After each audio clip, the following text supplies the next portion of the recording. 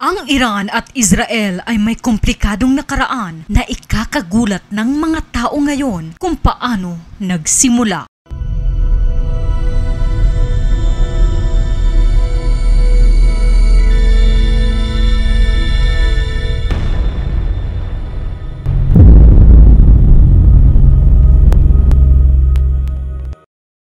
Noong 1950s, nang maging isang formal na bansa ang Israel, magkaibigan talaga ang dalawang bansa. Ang Iran sa ilalim ng pamumuno ni Shah ay isa sa kauna-unahang Muslim country na kumilala sa Israel. Nagpapalitan ang dalawang bansa ng mga produkto at may mga biyahe ng eroplano galing sa Tel Aviv papuntang Tehran. Malayang nagkakasalamuha ang mga Israelis at mga Iranians at ipinagdiriwang pa ang kanilang magkaparehong ambisyon para sa progreso at modernisasyon.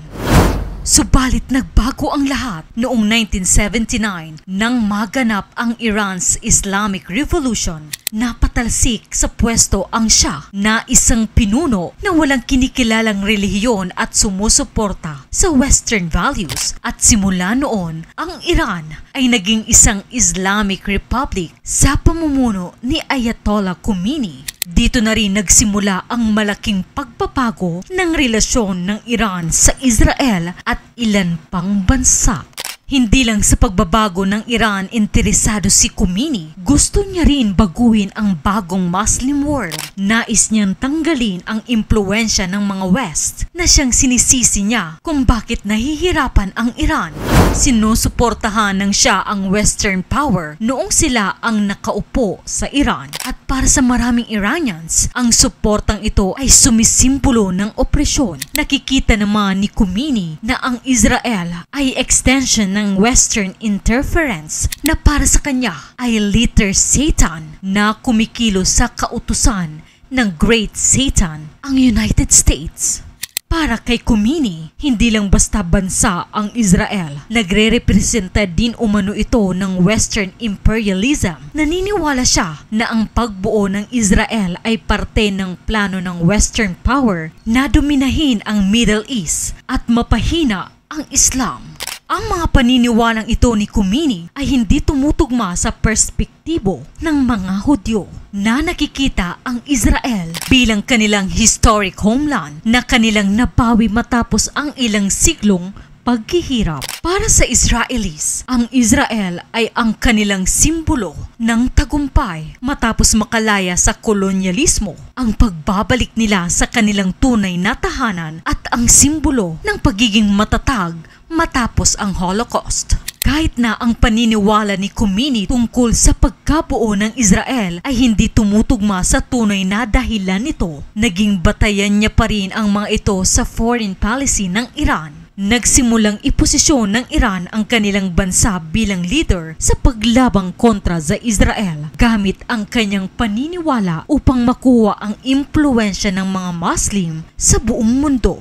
Subalit hindi lang ito tungkol sa Israel, tungkol din ito sa internal at regional politics ng Iran. Sa loob ng Muslim world, ang Iran ay isang Shia na minority para sa mga Muslim dahil ang karamihan sa mga Muslim ay Sunni, at ang dalawang branches ng Islam na ito ay may mahabang history ng tensyon. Sa pamamagitan ng pagpo-focus sa Israel, umaasa ang Iran na magkaisa ang mga Muslim at Shia at Sunni para sa iisang adhikain. Ang estratehiyang ito ni Khomeini ay hindi lang para sa pagkakaisa ng dalawang grupo, kundi para sa kanilang survival. Ang Islamic Revolution ay nagdudulot sa Iran para maging isolated, at kailangan ni Khomeini ng kakampi upang mapalakas ang kanyang posisyon sa kanilang bansa at sa ibang bansa. Gayunpaman, ang pagkakaisang nais ni Khomeini ay hindi madaling mangyari. Marami ang mga Sunni Muslim country katulad ng Saudi Arabia ay nakikita ang ambisyon ni Khomeini bilang isang banta. Ang mga bansa ng tulad ng Saudi ay mas interesado sa pan-Arabism, Isang samahang mas binibigyan ng pansin ang Arab Unity at hindi pinapansin ang non-Arab nation tulad ng Iran. Sa kabila ng mga girian na ito, ang maingay na pagtuligsa ng Iran sa Israel ay nakakuha pa rin ng suporta sa mga Muslim na sumisimpatya sa Palestinian cause.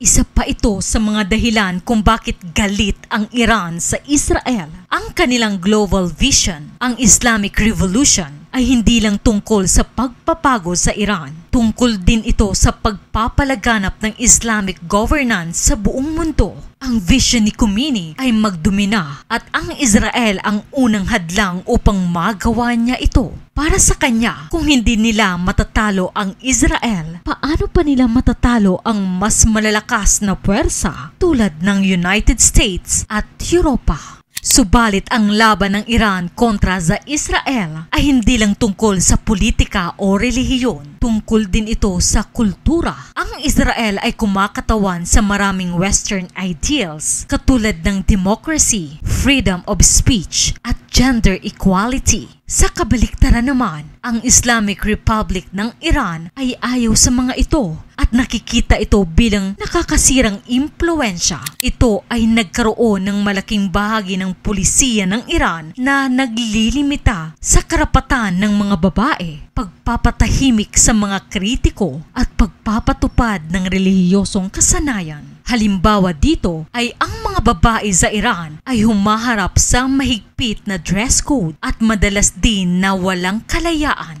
Samantala ang mga babae sa Israel ay nagagawa at nasusuot ang lahat ng kanilang naisin. Nagsimula naman ito ng maraming protesta sa Iran netong mga nakaraang taon. Maraming kababaihan ang humihiling ng mas maraming karapatan at kalayaan. Nakikita naman ito ng Iranian regimes bilang parte ng plano ng West upang mapahina ang kanilang pulisiya na nagbigay pa ng lalong pagkamuhin ng Iran sa Israel na inakusahan nilang tagapagdala ng Western influence sa Middle East.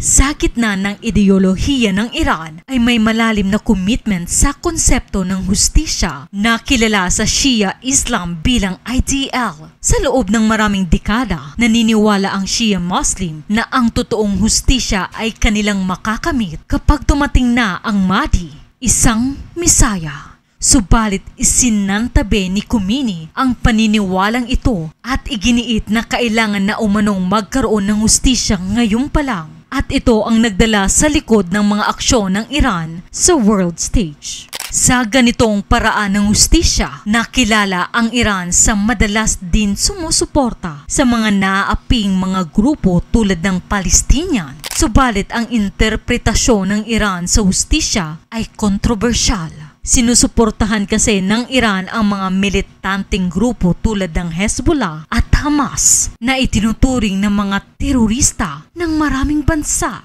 Ang mga grupong ito ang mga umaatake sa Israel na nagpapalala ng sitwasyon. Habang pinanindigan ng Iran ang kanilang posisyon laban sa Israel, magkaiba naman ang kwento ng mga Iranian mismo. Maraming Iranian ang kritikal sa pulisiya ng kanilang gobyerno at nagpaabot ng suporta sa Israel. Maraming social media campaigns at protesta ang nagpapakita na dumadami ang mga Iranians ang hindi pabor sa mga aksyon ng anti-Israel na ginagawa ng rehimen ng Iran. Ang hindi pagsang-ayon na ito ng mga tao ng Iran sa kanilang gobyerno ay isang pagsilip ng pag-asa. Ipinapakita nito na ang galit ng Iran sa Israel ay hindi pangmatagalan. Kung magbabago man ang Iranian regime, maaaring ang pagkakaibigan ng dalawang bansa ay muling manumbalik.